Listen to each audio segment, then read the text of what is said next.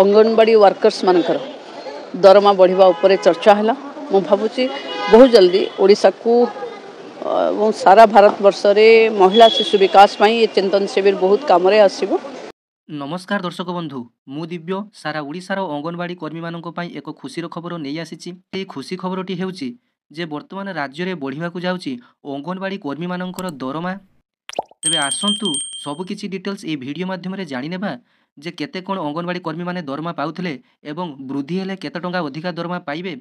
एवं आउ गुटिए खुशीर खबर जे राज्य सरकार तरफ केंद्र सरकार को प्रस्ताव दि जाइछि राज्य में अधिक अंगनवाड़ी खोलिबा पई। तेबे अधिक अंगनवाड़ी खोलिले अधिक नियुक्ति हेबार संभावना मध्य रहिछि। तेबे एटा आपण मानक पई आउ एक खुशीर खबर। दर्शक बंधु, वर्तमान यही अंगनवाड़ी कर्मी मानकर दरमा कथा जदि देखिबा तेबे अंगनवाड़ी कर्मी माने पाउचंती 10,000 टंका लेखाएं प्रति मास एवं सहायक कर्मी माने पाउचंती बा जोटाको आपण माने हेल्पर बोली कहउचंती। तेबे अंगनवाड़ी हेल्पर माने मासकू 5,000 टंका लेखाएं पाउचंती। तेबे आजिर खबर अनुसार राज्य सरकार तरफ केंद्र सरकार को प्रस्ताव दि जाइछि जे अंगनवाड़ी दरमारे वृद्धि घटिया पाई। तेबे केंद्र सरकार मध्य याकू मानि नेबे। दर्शक बंधु, आपण सीधा सड़क भाव में उपमुख्यमंत्री प्रभाती परिड़ा मुहर शुणी नियंतु जे अंगनवाड़ी कर्मी दरमा वृद्धि संपर्क में कौन कहउचंती। तेबे संपूर्ण वीडियोटी देखि सारिया परे आपण मानकु मु कहिबी जे आपण मानकर दरमारे केते वृद्धि हेबो एवं केबेठारु कोन मिलिबो डिटेल्स वीडियो माध्यम जानिबा। तेबे आसंतु प्रथमे शुणी नियंतु सीधा सड़क भाव में उपमुख्यमंत्री प्रभाती परिड़ा मुहरु। अंगनवाड़ी वर्कर्स मानकर दरमा बढ़िया उपरे चर्चा है।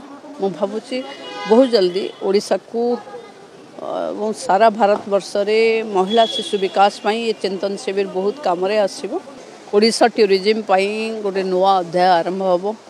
राजस्थान रो चोखीदानी हेरिटेज रो व्यू है। महिला बाल विकास विभाग रो जो चिंतन शिविर थिला से चिंतन शिविर रे सक्षम anganwadi working women's hostel anganwadi workers मानकर दरमा बढ़िया उपरे चर्चा है। मु भावुची बहुत जल्दी ओडिशा को सारा भारत वर्ष में महिला शिशु विकास ये चिंतन शिविर बहुत काम आसब। आम ओडिशार जहाँ जहाँ डिमांड देइथिलु सब गुड़ाक मंत्री ग्रहण करछंती। ओडिशा को सबुठु हाईएस्ट सक्षम अंगनवाड़ी मिलिबो। देखंतु चर्चा तो बहुत जोर हेला जे दरमा बढ़िया कथा। आमे भी आम डिमांड रखिलु जेहेतु आम मैनिफेस्टो रे अंगनवाड़ी दीदी मानकर दरमा बढ़िया कथा अच्छी। आमे से विषय कहिचु। मोर जेते दूर आशा बहुत जल्दी केंद्र आ उपरे एक्शन नब। तेबे दर्शक बंधु, आज यही अंगनवाड़ी कर्मचारी दरमा वृद्धि संपर्क में जो खबरटी आसीथिला तेबे संपूर्ण खबरटी को जानिनेबा।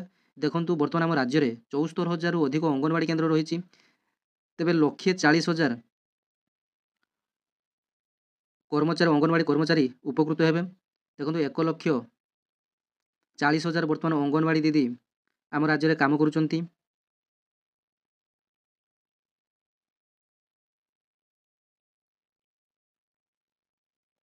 तेबे देखंतु सेमानक पई दरमा वृद्धि सहित एवं एथि सहित कर्मजीवी महिला मानक पई हॉस्टल सुविधा पई पदक्षेप ग्रहण कराजिबो बोली से कहिसंती। एवं अंगनवाड़ी कर्मी मानक पई हॉस्टल रो सुविधा मध्य कराजिबो जहाँकि उपमुख्यमंत्री प्रभात परिड़ा सूचना दैछंती। तेबे देखंतु अंगनवाड़ी कर्मचारी मानकर मासिक दरमा 7,500 रु 10,000 टंका थिला एवं कनिष्ठ अंगनवाड़ी कर्मचारी मानकर दरमा 5,378 टंका रु 7,250 टंका थिला। एवं अंगनवाड़ी सहायक बा हेल्पर जो मैंने अच्छा 3,750 रु 5,000 टंका को वृद्धि करा जायतिला। तेबे विगत निर्वाचन को दृष्टि रखी नवीन सरकार यही वर्धित दरमा को लागू करथिले।